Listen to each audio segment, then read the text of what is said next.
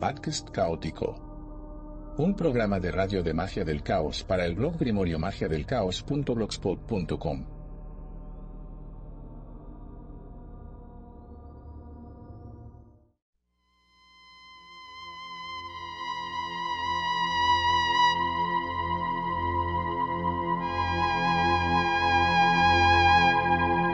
¿Alguna vez os habéis parado a pensar cómo un símbolo, uno simple, no sé, desde un jeroglífico antiguo hasta el logo de una marca de hoy, puede tener tanta carga, tanto poder percibido? Bueno, pues hoy vamos a explorar un tipo de símbolo muy particular. Uno que, según las fuentes que manejamos, está diseñado, digamos, para influir en la realidad: los sigilos. Exacto. Y lo curioso es que los textos que tenemos aquí los describen de formas, bueno, muy distintas. Algunos hablan de ellos como códigos visuales, ¿sabes? Para conectar con ciertas energías. Ajá. Otros como monogramas del pensamiento, que interactúan más con el superconsciente, o representaciones de entidades incluso, herramientas para adivinar. Sí, la verdad es que el material es súper variado. Tenemos enfoques que beben de la cábala, como el sistema Ike-Bekar, Sí. referencias a grimorios más clásicos, las ideas de Austin Osman Spare, que son más Pragmáticas, ¿no? psicológicas. Muy influyentes, sí. Luego, métodos para contactar ángeles, como los de Ben Woodcroft, el uso de sigilos de Daemons para adivinación, que explica S. Connolly, y hasta sistemas más modernos, como los sigilos de poder de Adam Blackthorne. Pues sí. Así que nuestra tarea hoy es, intentar sacar las ideas clave de todo esto, comparar un poco los métodos que proponen Claro. y ver qué aplicaciones, a veces bastante sorprendentes, les dan a los sigilos. Siempre, eso sí, basándonos solo en lo que dicen estos documentos que tenemos. Vale, pues vamos a ello, ¿no? A desgranar esto. Empecemos por lo básico. ¿Qué es exactamente un sigilo, según estas visiones tan diferentes? Porque parece que hay un contraste fuerte entre lo antiguo y lo moderno. Así es.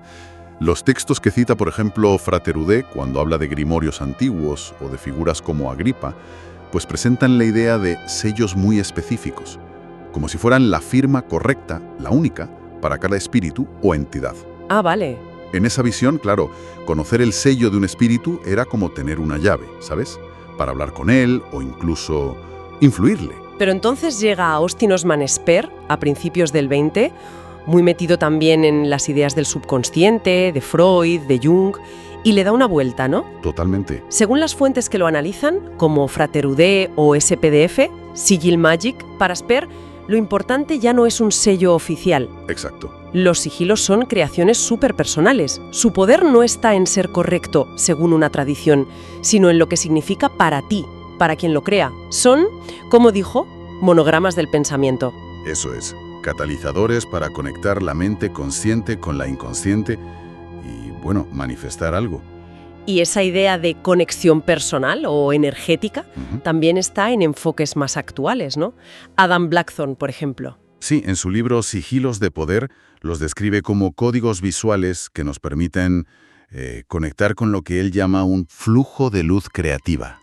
Para facilitar el cambio, la transformación. Y también salen varias fuentes eso de que los sigilos pueden ser como una dirección, ¿no? O un número de teléfono simbólico para contactar con energías o entidades.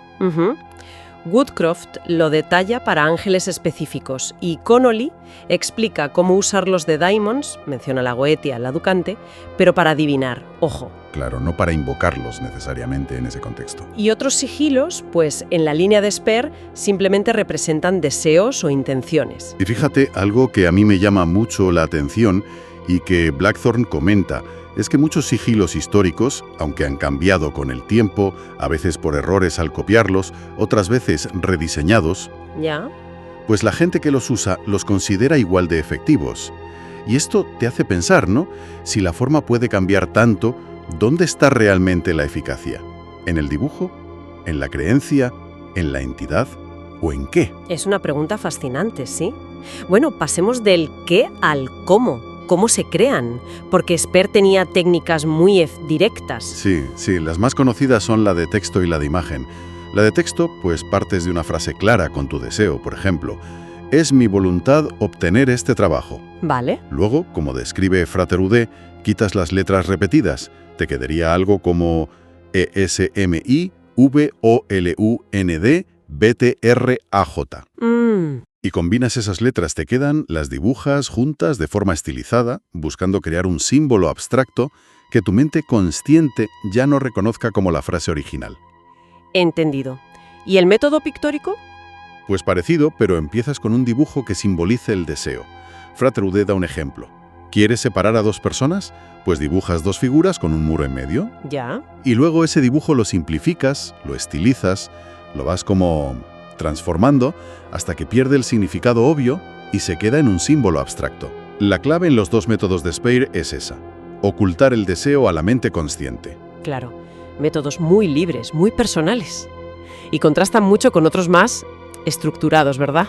Como el cabalístico ese de Ike Becker. ¿Correcto? Ese método, que viene de tradiciones que pasan por Agripa, se basa en la cábala, en los valores numéricos de las letras hebreas. Es como un sistema de codificación mística, digamos. Ajá. Usan una cuadrícula de 3×3, la Ike Becker, o 9 cámaras. Cada letra va a una cámara y a una posición dentro. Y eso se representa con formas geométricas, líneas en L, U, cuadrado, y puntitos o marcas que indican qué letra es. Uf, suena complejo. Es muy preciso, casi matemático. Y bueno, históricamente se relaciona con cifras que usaban grupos como Rosacruces o masones. Muy, muy diferente a Speyer. Y luego está la opción, claro, de usar sigilos que ya existen, como los que da Woodcroft para ángeles o los de Connolly para adivinar con diamonds. Exacto. Ahí no creas nada nuevo. Usas un símbolo ya establecido asociado a una entidad o energía como una clave que ya existe. Vale. Y no podemos olvidar otra idea interesante, ligada a Speyer, pero que desarrolló Peter Carroll: el alfabeto del deseo. ¿Eso en qué consiste? Suena intrigante. Según Frater, Speyer pensó en un sistema personal de 22 símbolos, o glifos, ligados a conceptos a menudo relacionados con la sexualidad, parece ser. Carroll lo amplió a un alfabeto de emociones, organizándolo en pares opuestos: miedo-atracción, amor-odio, cosas así. La idea es crear tu propio lenguaje simbólico. ¿Y cómo? Pues o lo estructuras lógicamente, o lo sacas de forma más intuitiva, por asociación libre, escritura automática, y luego combinas esos símbolos personales para formar como frases simbólicas que representan intenciones más complejas. Ok, vale. Hemos visto cómo crear o elegir un sigilo, pero claro, un dibujo en un papel, pues es solo eso. La clave, según todas estas fuentes, está en la activación, en la carga. Y aquí es donde la cosa se pone realmente interesante. Desde luego. Aunque los métodos son súper diferentes, el objetivo de fondo parece ser el mismo: encontrar una forma de saltarse lo que Speyer llamaba el censor psíquico. El guardián de la mente consciente, ¿no? Eso es. Speyer, muy influido por Freud y Jung y el poder que le daban al subconsciente, veía la mente consciente con sus dudas, su lógica, su análisis constante, como una barrera, un censor. Entiendo. El objetivo de la activación es distraer, pasar por encima o engañar a ese sensor para que el deseo metido en el sigilo se implante directo en el subconsciente, que se supone que es más receptivo y más potente para hacer cambios. Peter Carroll llama a ese estado necesario gnosis. ¿Y cómo se llega a esa gnosis? ¿Cómo se supera al censor? Porque las técnicas que describen son, bueno, algunas son bastante intensas. Sí. Speyer, según Frater, apostaba por estados de muchísima intensidad, fisiológica o emocional. Podía ser una emoción extrema, miedo, éxtasis, ira, o el agotamiento físico o mental llevado al límite. El orgasmo, que él describía como una internalización espasmódica. ¡Madre mía! O incluso el dolor o la privación sensorial. La idea es que cualquier estado que rompa el flujo normal de la conciencia puede servir de ventana para lanzar el sigilo al subconsciente. ¿También se menciona la postura de la muerte? ¿Qué nos dicen de eso? Suena fuerte, ¿verdad? Frater describe dos versiones. Una bastante extrema, y él mismo avisa que puede ser peligrosa. Te pones en una postura incómoda, aguantas la respiración, tensas todo hasta casi desmayarte, y visualizas el sigilo en ese momento límite. Uf, peligroso, sí. La otra versión parece que más segura es sentado, mirando el sigilo fijamente mientras haces vibrar muy rápido las pantorrillas, para generar tensión y un estado alterado más controlado. El objetivo, en las dos, es un pico de estrés fisiológico que ayude a saltarse el sensor.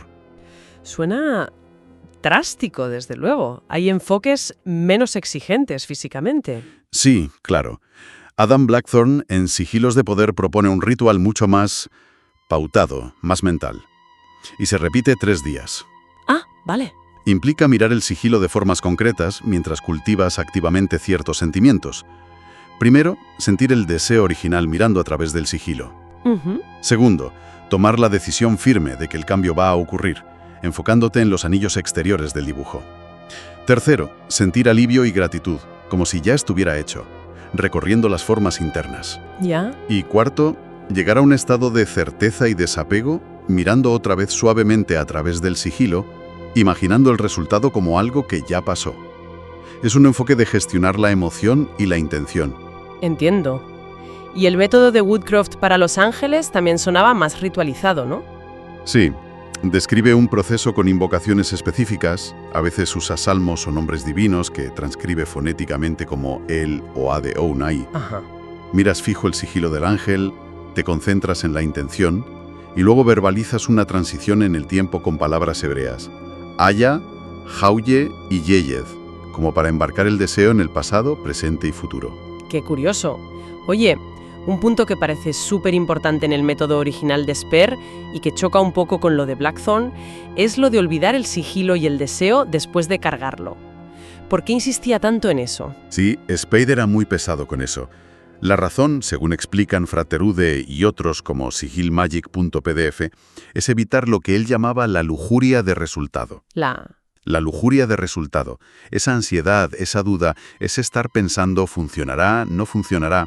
Que según él viene de la mente consciente, del sensor, y puede sabotar el trabajo que se supone que hace el subconsciente con el sigilo ya plantado. Ah, claro. Olvidarlo conscientemente deja que el deseo actúe sin esa interferencia. ¿Y cómo se consigue olvidar algo que deseas tanto? Bueno, una técnica clásica que mencionan es crear varios sigilos para cosas distintas a la vez. Los cargas todos y luego los mezclas o los guardas sin mirar. Así es más fácil que se te olvide cuál era cuál. ¿Tiene sentido? Otra técnica, que sale en sigilomagic.pdf, es el método bajo la nariz. Pones el sigilo en un sitio visible pero normal, donde lo veas tanto que acabes ignorándolo conscientemente, como si fuera un mueble más. Qué curioso. Estrategias totalmente opuestas. Olvidar a propósito frente a enfocarte intensamente en el sentimiento de logro, como Blackthorne. Y hay otras formas de activación. Sí, hay más. Carroll, por ejemplo, sugiere sacar un mantra de la frase original del deseo y repetirlo hasta llegar a la gnosis. Ah, como un canto. Algo así. Y otros métodos implican destruir físicamente el sigilo al cargarlo, romper una tablilla de arcilla donde lo dibujaste, disolver en agua uno hecho con tinta soluble, quemarlo. La variedad es enorme, pero casi siempre buscan lo mismo: llevar ese símbolo cargado de intención más allá de la conciencia normal. Visto todo esto, ¿para qué se usan los sigilos? Según estas fuentes, las aplicaciones parecen, muchísimas. Amplísimas, ¿sí? Van desde la transformación personal profunda, que dice Blackthorne, al contacto con ángeles para pedir ayuda o guía, como Woodcroft. O la adivinación con sigilos de Daemons, como detalla Connolly. Y claro, el uso más clásico que popularizó Spear: conseguir deseos concretos, influir en situaciones, buscar protección, curación, estimular la creatividad. Parece que casi cualquier intención se puede meter en un sigilo, dentro de alguno de estos sistemas. Para un momento en eso de la adivinación de Connolly, en Sigillum Diaboli, ¿cómo va eso exactamente? Suena diferente. Es un uso muy particular, sí. Describe cómo usar los sigilos de entidades deamónicas no para invocarlas, sino como un oráculo, parecido a las runas o al tarot. Ah, vale. Sugiere hacerse un juego personal en arcilla, madera, piedra o cartas. Y dice que es importante marcar cuál es la parte de arriba del sigilo para saber si sale derecho o invertido. ¿Y la lectura? ¿Es muy complicada? Connolly describe algunos rituales para consagrar el juego con inciensos o aceites concretos. Y luego da varias tiradas: sacar un solo sigilo para una respuesta rápida, tiradas de 3, pasado, presente, futuro, o si no, o incluso más complejas como la de las 12 casas astrológicas. Ya. Pero lo más importante que dice es que un sigilo invertido no es necesariamente malo. Puede ser lo contrario a su significado normal: algo oculto, una influencia más débil o un aspecto diferente de esa energía. Entiendo. Pone ejemplos. Belial es estabilidad. Invertido podría ser inestabilidad. Eurinomius, cambio duro pero para mejor. invertido, quizá una pérdida inesperada. Pero insiste mucho en desarrollar la intuición. Dice algo así como, el que adivina eres tú. Claro. Anima a llevar un diario y encontrar tus propios significados para cada sigilo en cada lectura. Se centra más en la conexión intuitiva que en reglas fijas. Entendido. Más de pillar el truco personal que de seguir un manual al pie de la letra. Otro punto práctico que comentaste antes es lo de la magia de emergencia de Blackthorne. ¿Cómo encaja eso con su ritual tan pautado? Blackthorne sugiere que las emociones muy intensas y que a menudo vemos como negativas, desesperación, ira, frustración profunda, pueden ser un combustible potentísimo si las canalizas bien durante su ritual, especialmente en los pasos del deseo y la decisión. Ajá. La clave, dice él, no es reprimir esa emoción ni sentir que tienes que estar zen. Al contrario, es usar su intensidad. No importa tanto el tono, si pides o exiges, como la convicción que tengas dentro. Vale. Se trata de transformar esa energía emocional que te desborda y que podría paralizarte en el motor del sigilo, en vez de quedarte atrapado en ella. Usar la energía de la crisis como palanca. Tiene lógica, sí. Usar la fuerza del problema como parte de la solución. Y volviendo a Speer un momento, ¿qué más dicen las fuentes sobre ese vínculo psicológico que él veía tan claro? Varias fuentes, sobre todo las que hablan de Speer, insisten en esa conexión con el subconsciente y cómo le influyeron las ideas psicológicas de su época. Lo del censor psíquico es clave en su modelo. Sí. Para él, la magia de sigilos, al menos como él la veía, era una técnica de reprogramación mental profunda, una forma de hablar directo con lo más hondo de la psique, saltándose las limitaciones de la mente racional. Ya. Y para ir cerrando, tocan las fuentes el tema de la ética o los tipos de magia. Blanco, negro. Muy de pasada. Uno de los documentos anónimos menciona brevemente lo de magia blanca, gris y negra, citando a Craig o Crowley, pero más como contexto histórico que para juzgar los métodos. Vale. En general, los enfoques que hemos visto son muy variados, desde el contacto angélico de Woodcroft al trabajo con sigilos deamónicos de Connolly, para adivinar en su caso, o el pragmatismo de Speer, que él mismo metía dentro del amor propio.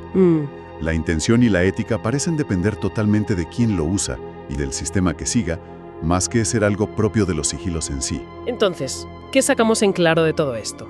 Parece que los sigilos, tal como los describen aquí, son herramientas increíblemente adaptables, ¿no? Sí, muy versátiles. Hemos visto cómo se ven desde la cábala antigua y los grimorios hasta enfoques psicológicos supermodernos y prácticos. Se usan para intentar contactar entidades, para buscar respuestas adivinando o para provocar cambios personales. Exacto. El hilo conductor que parece unirlo todo es esa búsqueda de una vía simbólica, ritual, emocional, fisiológica, da igual, para saltarse la mente consciente normal. Y según la creencia de cada sistema, pues manifestar la voluntad, conectar con energías o acceder a realidades, digamos, más profundas. Y eso nos deja con una reflexión final, que sale justo de esa diversidad que hemos visto. Las fuentes hablan de crear sigilos nuevos, personales, como Speer. Sí. Hablan de usar sigilos antiguos, establecidos, como los sellos de ángeles o daemons. E incluso nos dicen, como hacía Blackthorne, que esos sigilos establecidos a menudo han cambiado de forma con el tiempo y se siguen considerando efectivos. ¿Es verdad? Entonces, si la forma concreta del símbolo puede variar tanto, hasta el punto de que en algunos sistemas la creación personal es lo importante, ¿qué nos dice eso sobre dónde está realmente el poder o la conexión que se busca? Buena pregunta. ¿Está el poder en el dibujo en sí? ¿En la entidad que representa, si es que representa alguna? ¿O está más bien en la mente, en la intención, en la creencia de la persona que lo usa, potenciada quizá por el propio acto de enfocar la voluntad y cargarla emocionalmente con un método concreto? Es una pregunta abierta, sobre la naturaleza de estos símbolos tan particulares y cómo interactúan con nosotros. Una cosa para darle vueltas.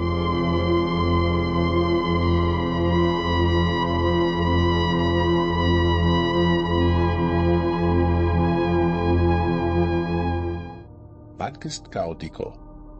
Un programa de radio de magia del caos para el blog grimoriomagiadelcaos.blogspot.com.